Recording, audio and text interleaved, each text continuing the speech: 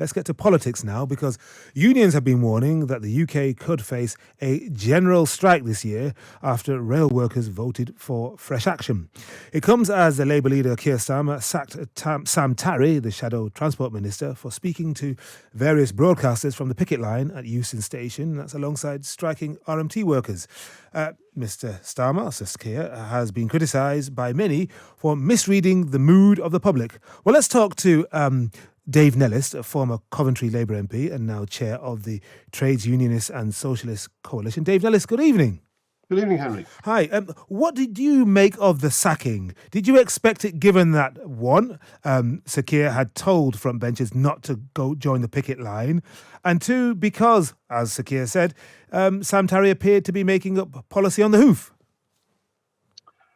Well, it's hard to work out exactly why, because if Keir Starmer wants to win the next general election, I think he's misjudging the popular mood of support there is for those workers who are standing up in a period of nearly 12% inflation and saying that working people shouldn't be paying this price. And for a Labour MP to be sacked for the temerity of going on a picket line and expressing solidarity in that way, unfortunately, isn't that much of a surprise, given the way in which Keir Starmer on Monday was talking about wiping the slate clean and ending all Labour's support for radical policies like public ownership and ending tuition fees and things like that. And he probably thinks, I think mistakenly, he probably thinks that working people, when it comes to the general election, have got nowhere else to go. Well, we saw in 2015 in Scotland, and to a certain extent in 2019 in England and Wales, that's not true. Well, yeah, you're right about that, Dave, but isn't the problem that those working people, especially in the so-called Red Wall, crossed the floor? They went to the Tories. They went to Boris Johnson, a guy not known for his support of trades unions. Yes, that is a problem. This is a deeper problem than just the sacking, the insult to the trade union movement of the sacking of Sam Tarry this week. The Bakers Union disaffiliated from Labour last September. The train drivers and the firefighters union conferences this year discussed disaffiliation. There's, in my view, and in my acquaintances, the activists I meet, a growing antipathy towards Labour. But as yet, the trade union movement haven't built a political alternative that working people can turn to. And I think we've been here before. I mean, 100 years ago, back end of the 19th century, we had the Tories and the Liberals, and trade unionists decided they needed a new party of their own, so they formed the Labour Party. And I think a similar conversation has to take place now about the need for a new party, one that's really rooted in the organisations and the communities of the working class. But Dave, people have tried to launch new parties, whether of the centre, the soft left, before. I think the most recent one was 2019, and I think all of them lost their seats. What makes you think that British people who over the years have returned far more centre-right governments than centre-left governments? I mean, since 1979, how long have the Tories been in power? 30 years, and Labour 13? I mean, it's extraordinary. The record is not very good for those people who say the problem is we're not left-wing enough.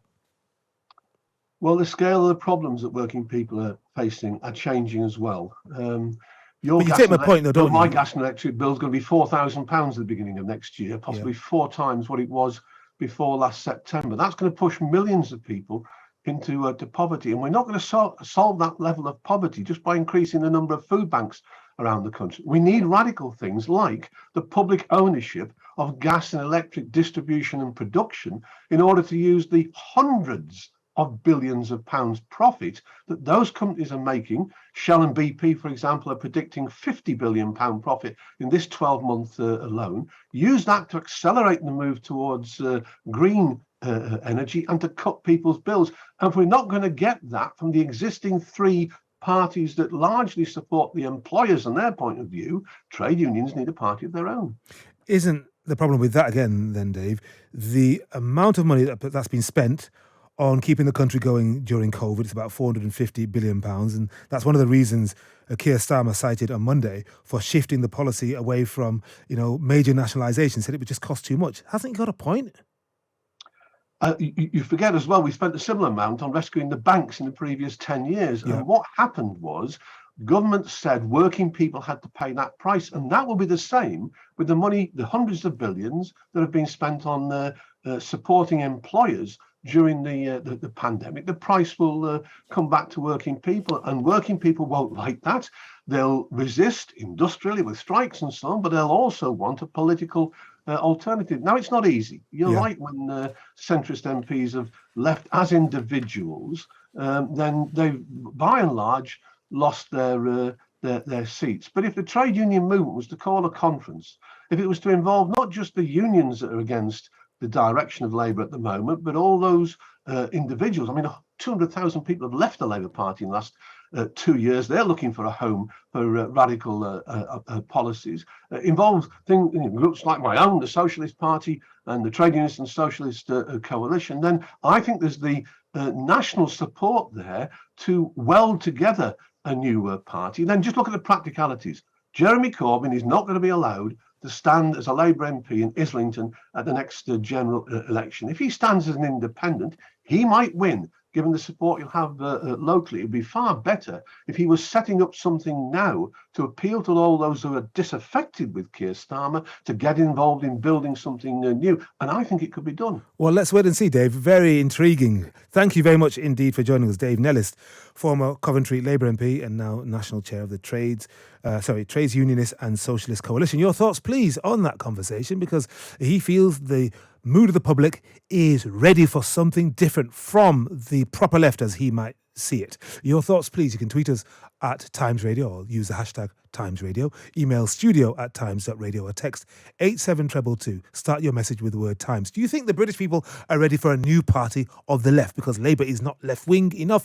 It's moved away from its traditional trades unionist mooring. Your thoughts, please.